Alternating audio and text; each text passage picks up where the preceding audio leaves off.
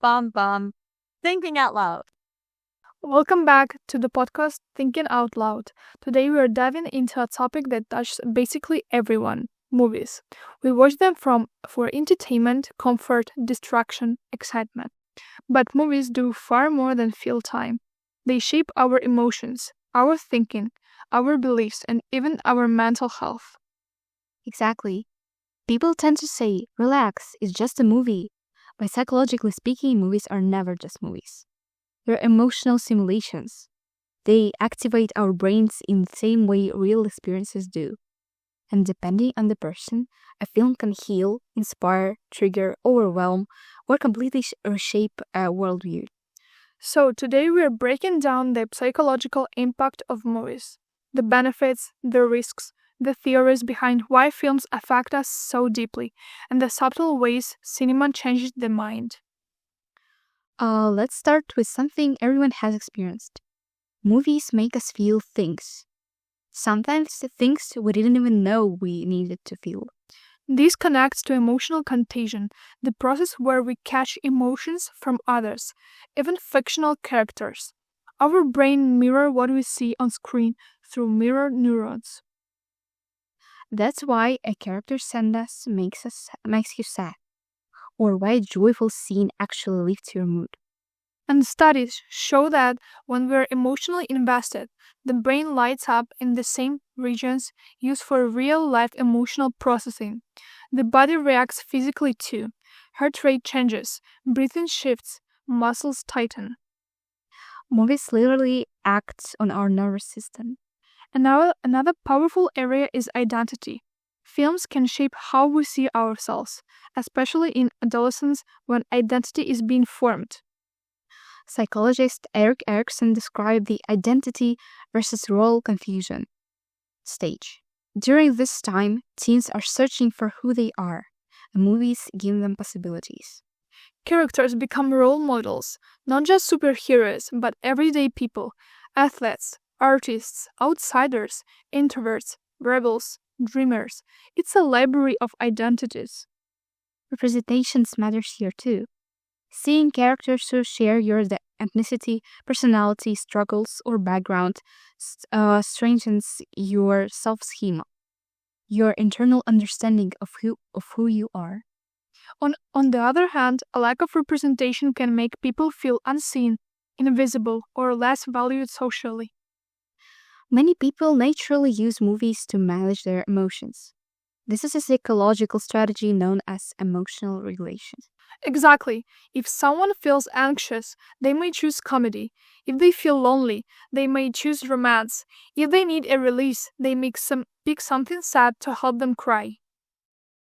This ties into the concept of catharsis, the release of pent up emotions. Movies act as a safe space for emotional impression, giving people permission to feel things they normally suppress. And it works. After an emotional movie, people often report feeling lighter, calmer, or more understood. Another interesting angle is how movies can help us make sense of our lives through narrative psychology. Narrative psychology basically says humans understand their experiences through stories. When a movie reflects your struggle, anxiety, grief, conflict, identity issues, it becomes easier to process those emotions. This is why therapists sometimes ask clients to name a movie or character they relate to. Stories help us to understand ourselves without feeling directly confronted. And some people gain insights from films that they don't gain from conversations because the emotional distance feels safer. But let's be realistic. Movies aren't always helpful. Some can worsen anxiety or trigger trauma. Right. Horror films, for example, activate the amygdala, which is responsible for fear. For some people, that overstimulation can linger after the movie ends. We also see this in people with post-traumatic stress disorders or anxiety disorders. Certain scenes, like violence, yelling, drowning, hospitals, can trigger memories or stress responses. Even non-traumatic films can create emotional overwhelm in people who are already struggling mentally. Now, let's go deeper. Movies don't just make us feel, they also teach us how to feel. This is pure social learning theory. From psychologist Albert Bandura, we learn behaviors by observing others, and that includes fictional characters. A character who handles sadness by isolating themselves can unintentionally model their behavior to viewers. In the adolescent brain, especially, highly sensitive. The prefrontal cortex is still developing, which means emotional regulation isn't fully matured. So, if teenagers see characters coping with stress through aggression, avoidance, risky behavior, or emotional shutdown, they may repeat those patterns. But the opposite is also true. Films can model healthy coping, communication, resilience, forgiveness, problem solving. A huge psychological phenomenon connected to movies is parasocial relationships, one-sided emotional bonds with characters or actors. These relationships can feel very real, even though they're not mutual. And interestingly, they can be confronting. They reduce loneliness, increase emotional stability, and provide a scene of belonging. It's not necessarily unhealthy, but issues arise when parasocial connections replace real social interaction. Or when a character leaves show or dies. That can lead to a parasocial breakup, which triggers real-life feelings of grief, disappointment, or emotional loss. Let's dive into immersion. There is a concept called narrator transportation theory, which explains why we lose ourselves in films. When a story is engaging, your brain shifts into a deeply absorbed state. Your awareness of the real world decreases, and your emotional sensitivity increases. It's basically a mild hypnotic effect.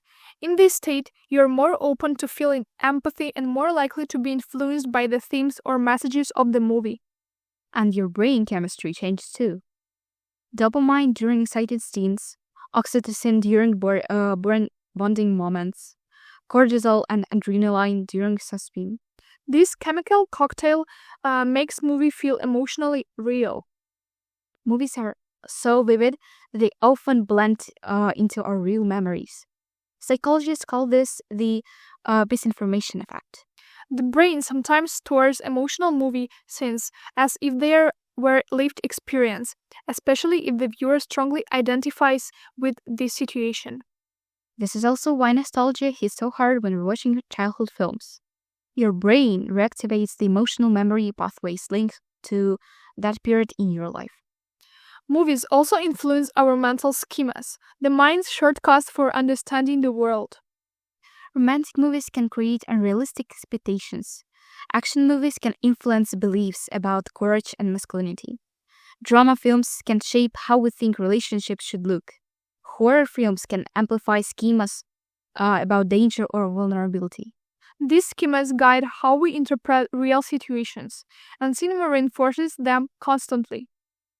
Beyond personal psychology, movies also influence society. They spark conversations, challenge stereotypes, influence political thinking, and shift cultural norms. For example, films addressing mental illness help reduce stigma.